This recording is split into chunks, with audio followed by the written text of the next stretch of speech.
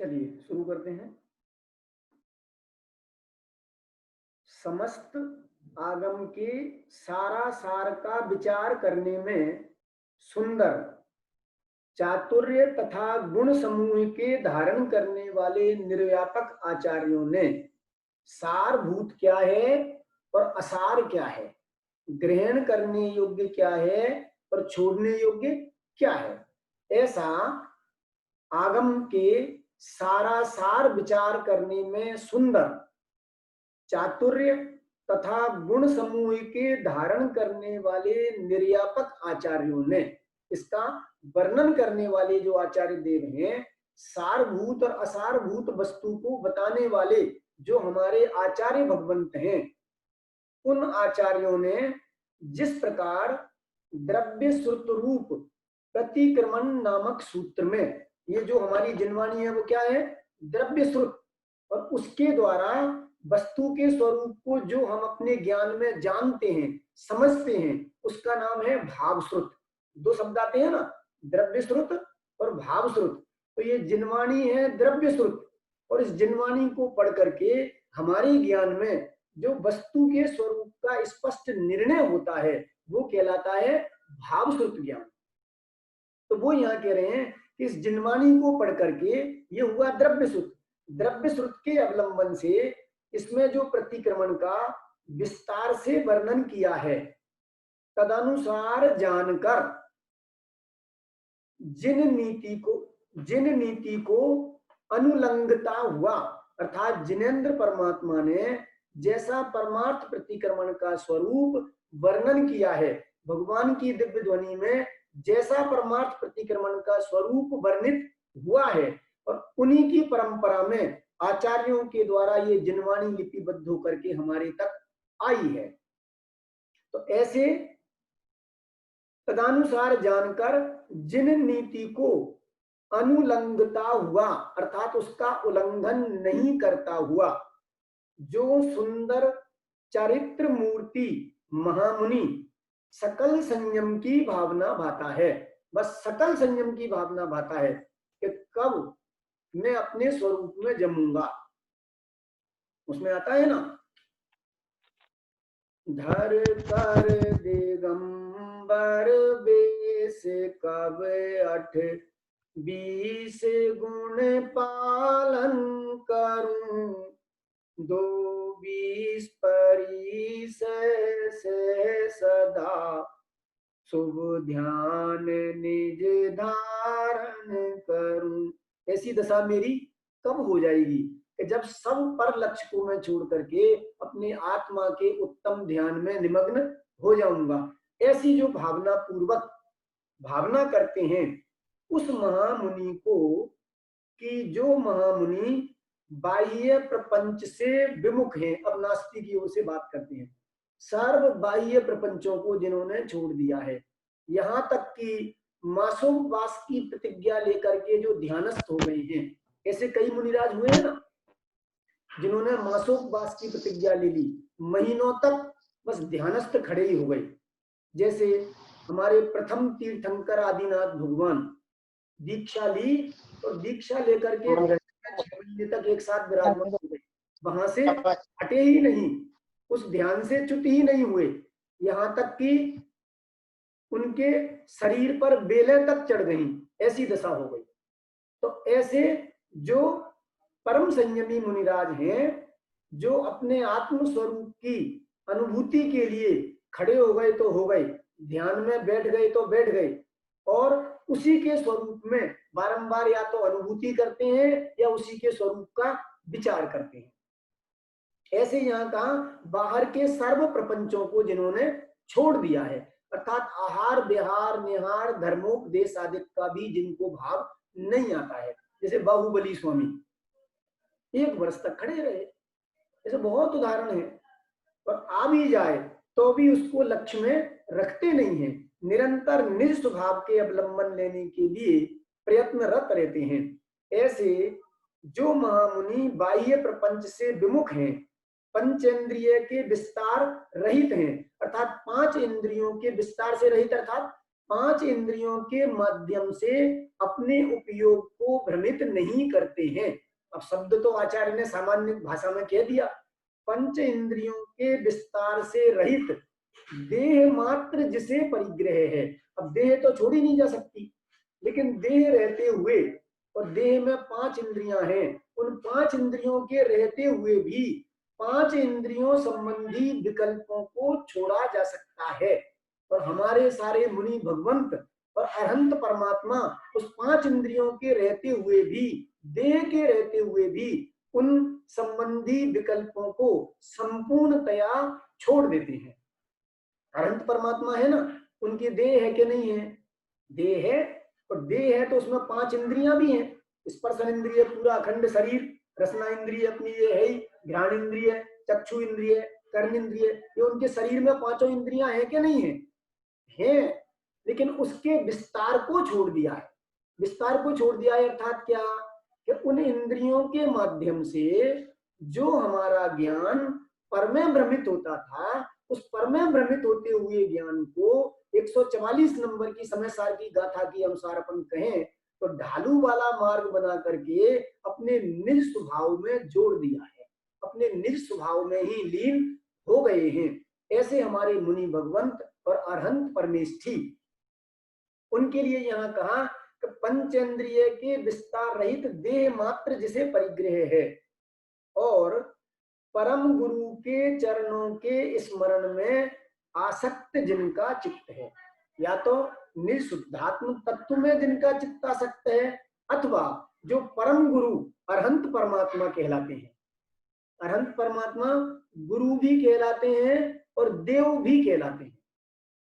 जब कभी प्रश्न आए कि देव कितने और गुरु कितने, तो उनकी 2 प्रकार से परिभाषा आती है। एक तो ये आती है कि 3 गुरु और 2 देव, पंच परमेष्ठी भगवंतों में 3 तो गुरु, आचार्य, उपाध्याय, साधु, ये 3 गुरु कहलाते हैं, ठीक है। और अरहंत परमात्मा और सिद्ध परमात्मा, ये 2 देव कहलाते हैं। एक परिभाषा ये भी आती है कि 4 गुरु हैं और 1 देव है। सिद्ध परमात्मा देव है और अरहंत, आचार्य, उपाध्याय और साधु ये गुरु हैं। अरहंत भगवान को परम गुरु की उपमा दी जाती है। क्यों? क्योंकि वस्तु का यथार्थ स्वरूप मूलतया वहीं से प्रतिपादित होता है, वहीं से उस दिव्य ध्वनि के द्वारा अन्य गणधर देव और आचार्य आदिक द्वादशांग की रचना करते हैं अपने ज्ञान में, और फिर वर्तमान में जैसे ज्ञान का क्षोभसम घटता गया तो इस जिनवाणी को लिपिबद्ध किया गया है। लेकिन मूल कर्ता कौन है? वो अरहंत भगवान। मूल ग्रंथ कर्तारा सर्वज्ञ देवा, ऐसे पहले हम जो जिनवाणी की मंगलाचरण में पढ़ा करते थे। तो मूल इस ग्रंथ के कर्ता कौन है? ग्रंथ यानी वस्तु स्वरूप के बताने का, प्रतिपादन करने का मूल कर्ता कौन है? कि वे अरहंत भगवान है। फिर तदनुसार गणधर देवा, फिर गणधर देवा से इस तरह से उनकी परंपरा में चलते हुए वर्तमान में जिन्होंने ये जिनवाणी लिपिबद्ध की है वे आचार्य, उपाध्याय और साधु परमात्मा। इस तरह से यहाँ कहा कि परम गुरु के चरणों के स्मरण में आसक्त जिनका चित्त है, परम गुरु यानी अरहंत परमात्मा के स्मरण करने में जिनका चित्त आसक्त है, उसे तब यानी उस काल में प्रतिक्रमण होता है। अन्य सर्व विकल्पों को जिन्होंने छोड़ दिया और अपने स्वभाव की अथवा स्वभाव को बताने वाले जो हमारे अरहंत परमात्मा आदि गुरु हैं, उनको जिन्होंने उनके ध्यान में जिनका चित्त लग गया है, उन्हीं को प्रतिक्रमण होता है। अंतिम बात और पढ़ करके अपन पूरी करते हैं। अब इस परमार्थ प्रतिक्रमण अधिकार की अंतिम गाथा की टीका पूर्ण करते हुए टीकाकार मुनिराज श्री पदम परमलधारी 2 श्लोक कहते हैं। सीधा पढ़ते हैं अपन। निर्यातक आचारों की निरुक्ति सहित अर्थात प्रतिक्रमण आदि संबंधी कथन सदा सुनकर जिनका चित्त समस्त चारित्र का निकेतन है, धाम है, घर है, अर्थात जो चारित्र स्वरूप परिणत हो गए हैं, चारित्र ही जिनका घर है, ऐसे उस संयमधारी को नमस्कार हो गए। यहाँ अंत में कहते हैं कि जिनका चित्त अपने स्वरूप में ही स्थित हो गया है, ऐसे संयम को धारण करने वाले मुनि भगवंतों को हमारा नमस्कार हो गए। मुमुक्षु ऐसे जिन्हें मोक्षार्थी, ऐसे जिन वीर नंदी मुनि को सदा प्रतिक्रमण ही है और अणुमात्र भी अप्रतिक्रमण नहीं है। मुमुक्षु यानी मोक्ष के इच्छुक जो वीर नंदी मुनिराज हैं, जो कि जिनको पदम प्रमलधारी देव ने, जो टीकाकार आचार्य हैं हमारे इस नियम सार के, उन्होंने वीर नंदी गुरु को याद किया है कि जो हमारे गुरु वीर नंदी हैं वे मोक्ष के इच्छुक हैं और उनके द्वारा वो सदा प्रतिक्रमण स्वरूप ही हैं, क्योंकि वो निरंतर अपने स्वरूप में ही गुप्त रहते हैं और अणुमात्र भी अप्रतिक्रमण नहीं है, अर्थात वो अपने स्वभाव से रंच मात्र भी बाहर नहीं निकलते हैं। उन सकल संयम रूपी भूषण के धारण करने वाले श्री वीर नंदी नामक मुनिराज को नित्य नमस्कार हो गए। इस तरह से ये प्रतिक्रमण अधिकार आज अपना पूरा हुआ। एक चैप्टर कल अपना चक्रवर्ती वाला जो है वो रह गया है, तो कल की क्लास में संक्षिप्त से चक्रवर्ती का वैभव कैसा होता है बस उसमें उतनी बात बतानी है। 14 रत्न होते हैं, 9 निधियां होती हैं, 10 प्रकार के भोग के साधन होते हैं, वो सब की संक्षिप्त नाम गिना करके आपको चर्चा करेंगे। उसमें डिटेल में नहीं जाएंगे और उसमें से डिटेल में से प्रश्न भी नहीं आएंगे। कितने ही आएंगे, कितनी निधियां होती हैं, कितने रत्न होते हैं उनके, उतना प्रश्न आपको आएगा, उसकी चर्चा कल अपन करेंगे। अब इसमें से किसी का कोई प्रश्न शेष रह गया हो तो आप पूछ सकते हैं, मैं अभी यहाँ से अनम्यूट आपको करूंगा। हाँ सर। पंडित जी, जय जिनेंद्र पंडित जी। हाँ जय जिनेंद्र। एक निवेदन है कि कल आप क्लास है ना 10 बजे तक कंप्लीट कर देंगे तो अच्छा रहेगा, क्योंकि मेरी दूसरी क्लास होती है 10 बजे से। हाँ कोशिश करेंगे अपन। निवेदन है, क्योंकि चक्रवर्ती का आप लेंगे तो लंबा हो जाएगा, तो फिर मेरा रह जाएगा। नहीं होगा, नहीं इसलिए होगा। क्लास पूरी कर देंगे, फिर प्रश्नोत्तर रह जाएंगे तो आप चले जाना, भले किसी का प्रश्न होगा तो हम उनका उत्तर देते रहेंगे, ठीक है? धन्यवाद, धन्यवाद पंडित जी, बहुत बहुत आनंद आया आपके साथ पढ़ करके। आपने जो गाथाएं पढ़ाई, बहुत आपकी आवाज भी अच्छी है, बहुत एकदम सात्विकता से, बहुत आपने निष्प्रभ भाव से जो पढ़ाया है। आगे भी ये कंटिन्यू चलेगा, डेली प्रवचन चलता है मेरा, चूंकि अभी आप लोग जुड़े हैं आपको पता नहीं है, बाकी मेरा डेली प्रवचन चलता है सुबह शाम दोनों टाइम मंदिर में। अभी तक ये मैं जूम और ये यूट्यूब का उपयोग नहीं करता था, लेकिन अब ऐसा लगता है कि यदि लोगों को लाभ हो सकता है तो इसका उपयोग करने में भी कोई बुराई नहीं है। तो ये आगे भी लाइव अपना चलेगा, कोई तकलीफ नहीं है। आप यदि किसी विषय को समझना चाहते हैं तो आगे भी आप इसको समझ सकते हैं। हाँ साहब बोलो। पंडित जी साहब, मैं चेन्नई से बोल रही हूँ। हाँ बोले, आप प्रश्न पूरा करें अपना। हाँ मैं चेन्नई से बोल रही हूँ पंडित जी। अच्छा अच्छा ठीक है। कोन्नूरमलई के पास। जी बराबर जानता हूँ, होके आया हूँ मैं चेन्नई कई बार। हाँ हाँ जय जिनेंद्र, जय जिनेंद्र। हाँ साहब बोलो। मैं ये बोल रही थी पंडित साहब, हाँ जी बोलो। यूट्यूब पे आज आपने बोला था यूट्यूब पे डाल देंगे दोपहर में। यूट्यूब पे मैं सर्च कर रही थी तो वो तो नहीं मिले प्रवचन, लेकिन आपकी 47 शक्तियों के 47 शक्तियों के प्रवचन थे, उसमें मैंने देखे पहले के कुछ रिकॉर्ड किए थे तो वो डाल दिए थे यूट्यूब पे, वो पड़े हुए हैं कुछ प्रवचन उसमें से। हाँ कुछ प्रवचनों मिले थे मुझे। रही इन प्रवचनों की बात, मैंने बेटे को कहा है लेकिन उसको टाइम नहीं मिल पा रहा, और मैं पराधीन हूँ, मैं इस टेक्नोलॉजी में जानता नहीं हूँ ज्यादा। ये तो ये हम लोगों का भी वही हाल है।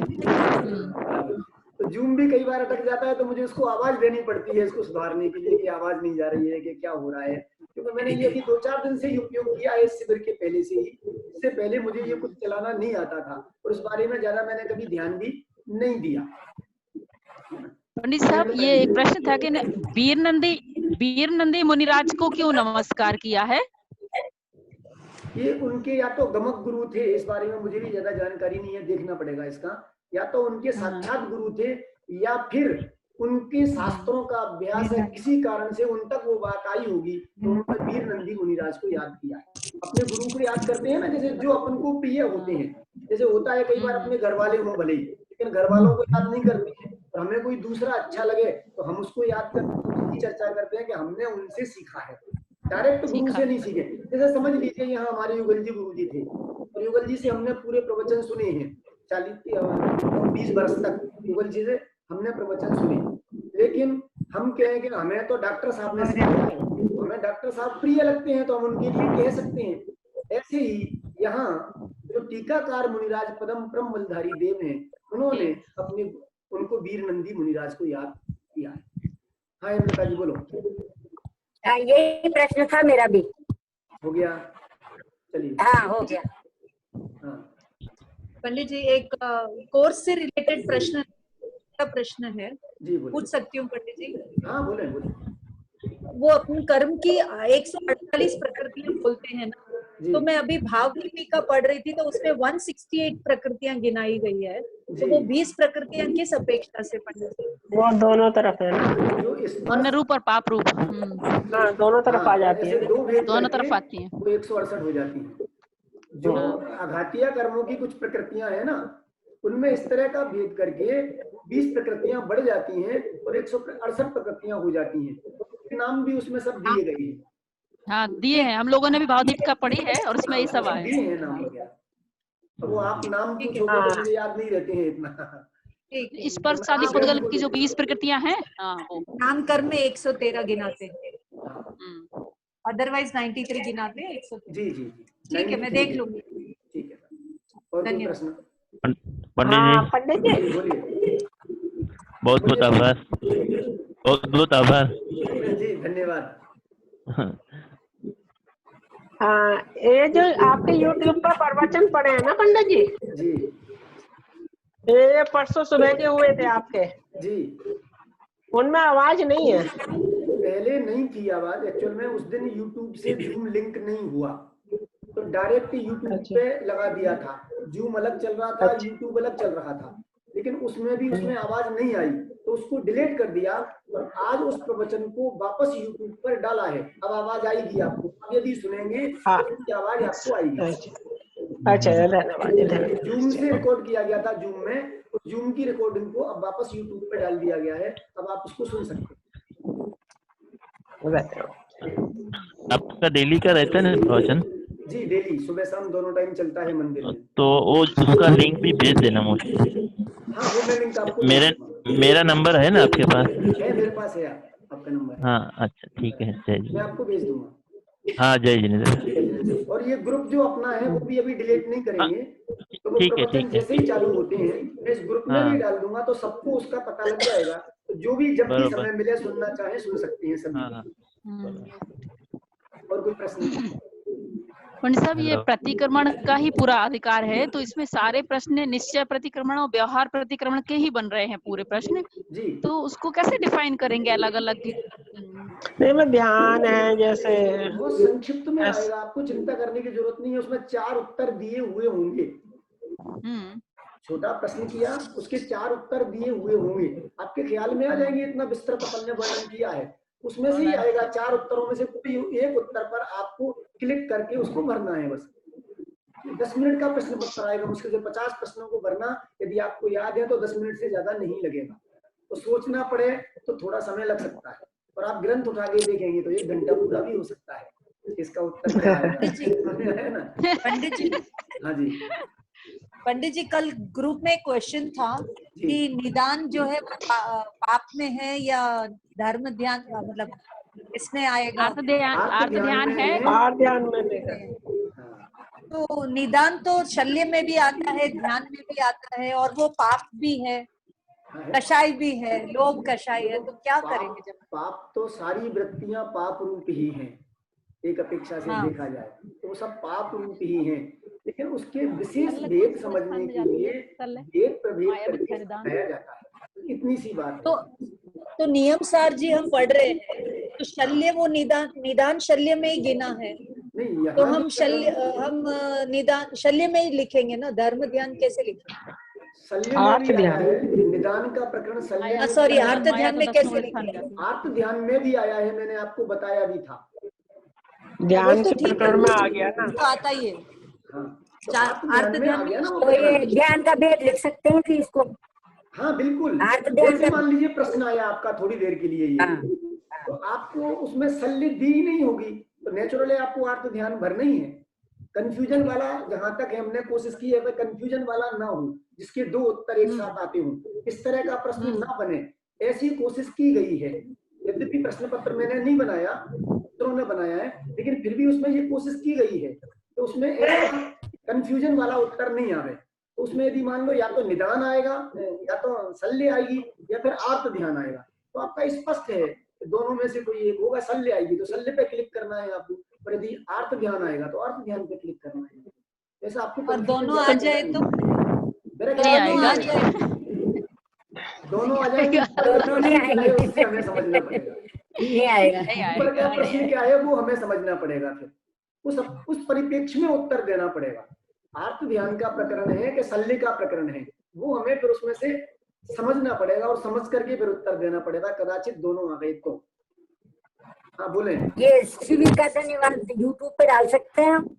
क्या चीज? इस पे व्हाट्सएप पे शिविर का धन्यवाद के लिए व्हाट्सएप पे डाल सकते हैं? हाँ बिल्कुल बिल्कुल बिल्कुल डाल सकते हैं। पंडित बोले जी, प्रियंका परसों सुबह क्लास होगी क्या पंडित जी? परसों सुबह यहाँ क्लास ले लेंगे अपन, एक क्लास हो रही है, अपने पास समय है। परसों की क्लास अपन चला सकते हैं, आप सभी लोग सहमत होंगे तो, नहीं तो फिर आप कल 47 शक्तियां लीजिए, परसों सुबह 47 शक्तियां लीजिए। चलो एक दिन का देखेंगे। विषय नहीं है 47 शक्तियां। लंबा विषय है, खाली नाम गिना पाएंगे 47 के अपन। नहीं, वही संक्षेप तो में उसका सार बता दीजिए, आप नहीं। उसका सार बता दीजिए, बाकी हम पढ़ लेंगे, बाकी चलो हम पढ़ देखते हैं। लेंगे। ठीक है देखते हैं। ठीक है, जय जिनेंद्र, जय जी। तो प्रियंका जी का शायद कोई प्रश्न था। हाँ प्रियंका जी बोले, आप अपने को अनम्यूट करें। प्रियंका जी अनम्यूट करें अपने को, आपका कोई प्रश्न है? जी माइनस मार्किंग तो नहीं है? जी नहीं, गलत हुआ तो? जी नहीं, आईआईटी की परीक्षा नहीं हो रही है यहाँ पर। सामान्य परीक्षा, यहाँ कोई माइनस मार्किंग नहीं की जाएगी। और इसमें जो सामूहिक कक्षा वगैरह में से जो प्रश्न आएंगे तो हम पीडीएफ में से देख सकते हैं, क्योंकि हमने तो पढ़ा नहीं है वो सब कुछ। हाँ देख सकते हैं, पीडीएफ में से देख सकते हैं, देख के उत्तर दे सकते हैं ना? बिल्कुल बिल्कुल बिल्कुल। नहीं देख के नहीं, आप पहले पढ़े ना। अच्छा तो ये है, देख के क्यों दे उत्तर अपन जनरल कक्षा तो शाम की डेली सुन रहे हैं, कुछ लोग शाम को तो डेली सुनते हैं। कुछ लोग नहीं सुनते हैं, लेकिन इतने डेटास याद नहीं रहते ना। 14-16 स्वप्न है सब, तो वो तो 16 स्वप्न थोड़ी पूछे जाएंगे उसमें। तो नहीं, उसमें से किसका कौन सा फल है तो इतना याद नहीं रहा, ऑब्जेक्टिव में आया तो इतना नहीं पूछा जाएगा। उसमें पूछा जाएगा तो ये पूछा जाएगा, चंद्रगुप्त ने स्वप्न देखे थे 14, 16, 18, 22, कितने देखे थे। अब आपको बताना है कितने देखे थे, तो सामान्य है, तो इतना तो याद रह ही सकता है। इस तरह के प्रश्न आएंगे, बहुत डिटेल में नहीं जाएंगे।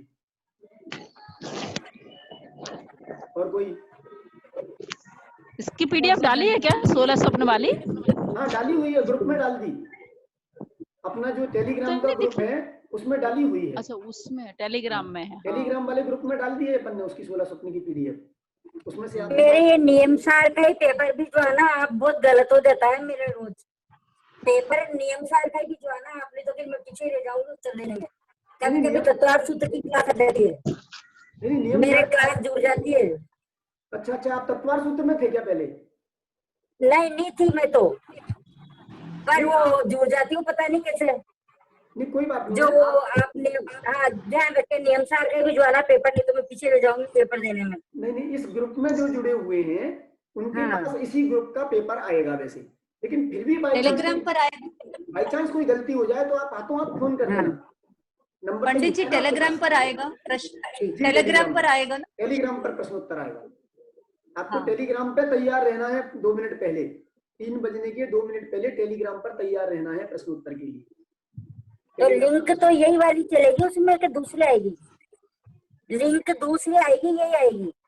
टेलीग्राम तो पेपर सामान्य के लिए लिंक वो लिंक हाथों हाथ दी जाएगी 2 मिनट पहले आपको, ये लिंक नहीं दी जाएगी इस आपको। लिंक पर नहीं, इस इस लिंक पर नहीं है, हाँ, इस लिंक पर नहीं। आपको नहीं, वहां 2 टेलीग्राम मिनट पे। पहले लिंक डाली जाएगी उसको खोलने के लिए। ठीक। ठीक है, और कोई प्रश्न? बस ठीक है, एग्जाम का टाइम कल 3 बजे ना? कल 3 बजे शाम को। सर जी, अच्छा 1 घंटे का पेपर है पंडित जी या 40 मिनट का है? पेपर तो 10 मिनट का है। 50 प्रश्नों को टिक करने में ज्यादा टाइम लगना नहीं है। अब याद नहीं है, हम किताबें खोल के देखेंगे और कुछ करेंगे तो टाइम लग सकता है, बाकी तो 10 मिनट का है पेपर तो मुश्किल से। वो तो जब घर से परीक्षा होती तो ओपन बुक सिस्टम ही माना जाता है ना। हाँ, नहीं नहीं, ऐसा कुछ भी नहीं है। जरूरी धर्म नहीं, में कोई चीटिंग क्या? ईमानदार व्यक्ति हैं तो वो नहीं, नहीं आरंभ करेंगे, पाठशाला में उन्होंने कहा था। नंबर आएंगे आ जाएंगे, क्या दिक्कत है मनोज? आरंभ पाठशाला में उन्होंने और परमागम कोर्स जो होता है उसमें यही है, मतलब कि प्रश्न ऐसे पूछते हैं कि आप ग्रंथ भी देख लो तो भी आपको जब तक आपने समझा नहीं होगा आप नहीं दे सकते उत्तर, तो उत्तर नहीं दे पाएंगे, सीधा बराबर सीधा नहीं आता है ऐसा। है, बराबर है। तो ठीक है, ये कोई 2 सबको बहुत बहुत धन्यवाद, जी जी बहुत सबका धन्यवाद। साथ मतलब पढ़ने में ये प्रश्न भी धन्यवाद आया है, सबको। परीक्षा के दौरान ग्रंथ का सहयोग ले सकते हैं क्या? नहीं लेना चाहिए। प्रश्न आया है जी, परीक्षा के दौरान ग्रंथ का सहयोग ले सकते हैं? नहीं ले सकते, सही बात तो ये है। नहीं, आप हमारे से नहीं। गलत काम की छुट्टी हो अनुमति जाएगी। मत कराइए। मत करवाइए, नहीं छुट्टी हो बिल्कुल जाएगी, नहीं। फिर आपको जो जचे जो करिए, हम क्या करेंगे उसमें, मतलब। लेकिन हम तो यही कहेंगे कि आपको ग्रंथ का अवलंबन नहीं लेना है, अपने स्मृति ज्ञान के आधार पर आपको प्रश्नों के उत्तर देने देना है। पंडित जी, धन्यवाद। पंडित जी, जनवाणी स्तुति, हाँ हाँ हो गया पूरा। चलिए जनवाणी स्तुति। मैं ये बोल रही थी, बोलो बोलो बोलो, चलो बोलो। मैं ये बोल रही थी कि परीक्षा तो परीक्षा के बाद शुरू होगी, निश्चय प्रतिक्रमण जितना उतरता है, बराबर है, असली परीक्षा तो वो है, बिल्कुल ठीक असली बात है। परीक्षा तो वो होगी। बराबर बराबर है, एकदम सही। जय जी। जय जिनेंद्र। वाणी के ज्ञान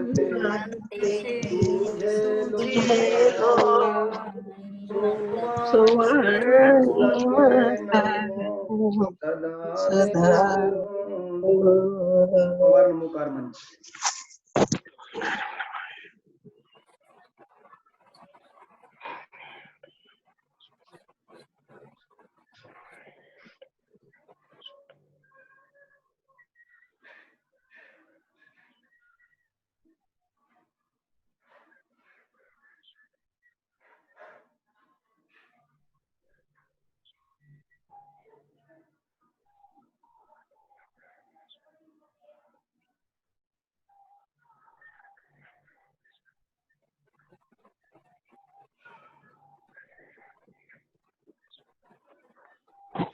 सभी को जय जिनेंद्र।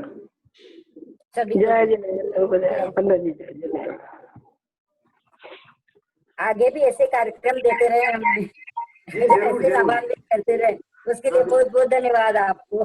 बिल्कुल बिल्कुल, आप ऐसे ही हमें सहयोग करते रहेंगे, यदि यहाँ उपस्थित होकर के जूम पे अथवा यूट्यूब पे, तो हम ऐसे कार्यक्रम आपको देते रहेंगे। हमारे पास टाइम टेबल पहुंच जाएगा तो हम उपस्थित हो जाएंगे। जी बिल्कुल, जरूर पहुंचेगा, क्योंकि साधर्मियों को तो आपस में चर्चा वार्ता ही चाहिए। टोडरमल जी ने रहस्यपूर्ण चिट्ठी में लिखा था, मिलना तो जब होगा तब होगा, साधर्मियों को तो आपस में चर्चा वार्ता ही चाहिए। तो वो अपनी इस लिंक के माध्यम से चल सकती है। बहुत बहुत धन्यवाद। मैं मीटिंग एंड करता हूं। आपको भी बहुत बहुत धन्यवाद।